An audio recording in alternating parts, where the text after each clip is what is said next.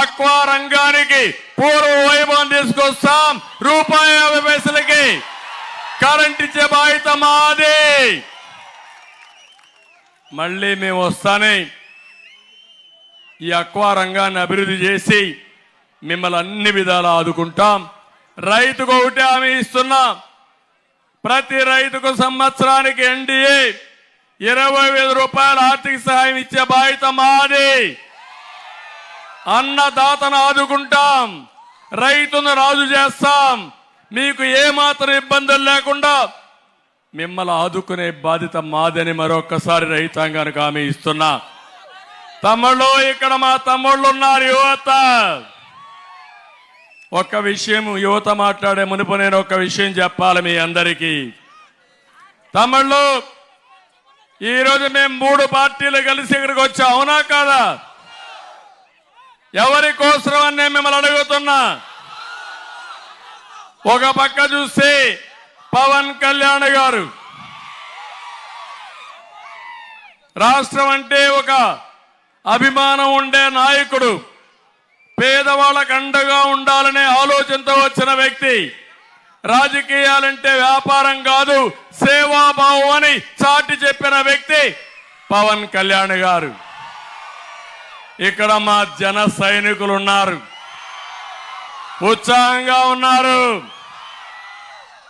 మొట్టమొదటిసారిగా మీరు ఒక్కసారి ఆలోచిస్తే ఆంధ్రప్రదేశ్ రాష్ట్రం నష్టపోతా ఉంది. వైఎస్ఆర్ కాంగ్రెస్ వ్యతిరేక ఓటు చేయకూడదు. అన్ని రాజకీయ పార్టీలు కలిసి పోటీ చేయాలి. ఈ రాష్ట్రాన్ని వైసీపీ విముక్త రాష్ట్రంగా తయారు చేయాలని చెప్పిన వ్యక్తి పవన్ కళ్యాణ్ గారు అని చెప్పి కూడా నేను మీకు తెలియజేస్తున్నా. అలాంటి వ్యక్తి ఈరోజు కలిసి ఒక అలయన్స్ మేమందరం కూడా ఒక జట్టు కట్టాం.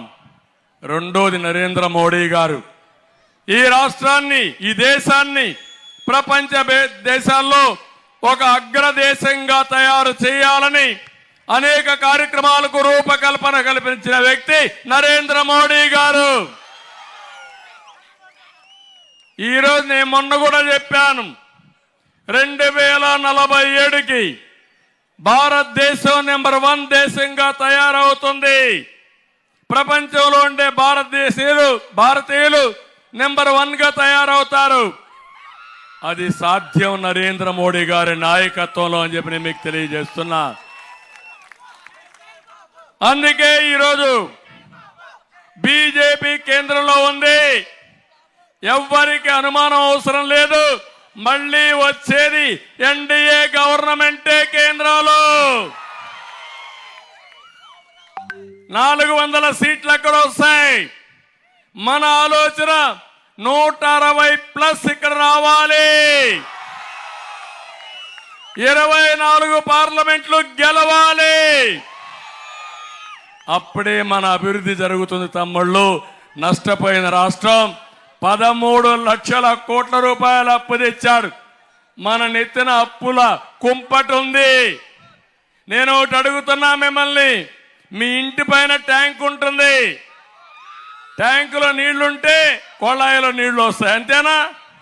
ట్యాంకులో నీళ్లు లేకపోతే కొళాయిలో నీళ్లు రావు, అంతే కదా? అదే పరిస్థితి మన రాష్ట్ర పరిస్థితి.